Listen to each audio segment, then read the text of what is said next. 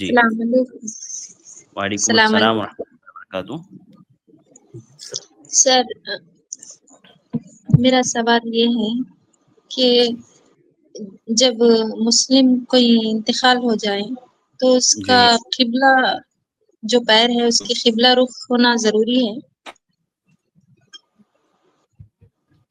جی شیخ. دیکھیے،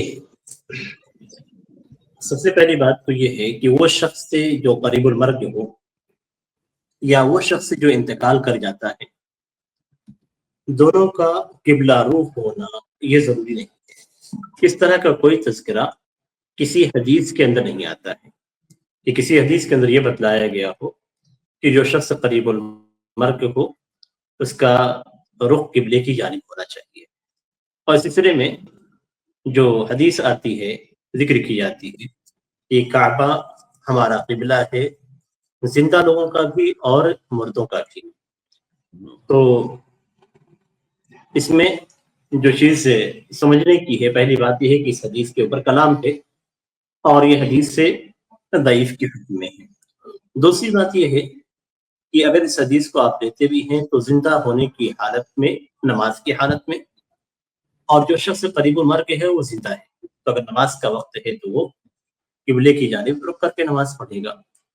اور مرنے کے بعد کی جو کیفیت ہے وہ قبر میں لٹانے کی ہے.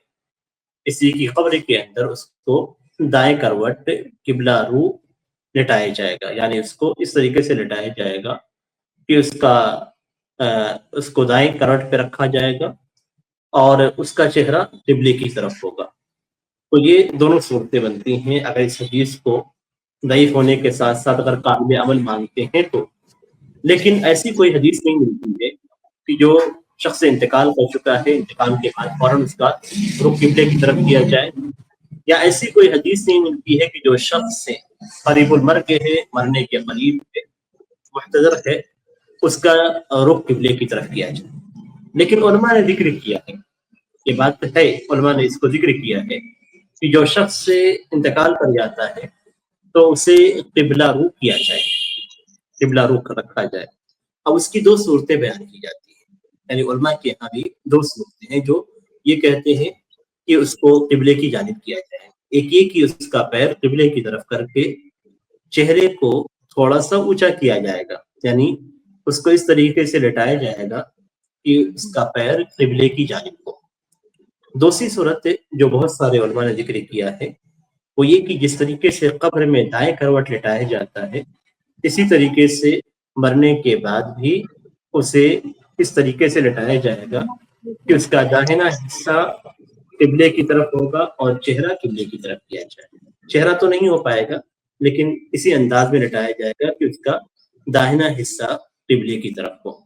تو یہ دو شکلیں فقہا نے کتابوں کے اندر ذکر کی ہے، علماء نے بھی ذکر کیا ہے، اور اسی پہ ہی اکثر جگہوں پہ عمل بھی رہا ہے، اور اس کے کرنے میں علماء اور فقہا یہ حرج محسوس نہیں کرتے ہیں، لیکن اسے صرف مستحب ہونے کا حکم دیتے ہیں. ایسا نہیں کہ ضروری ہے.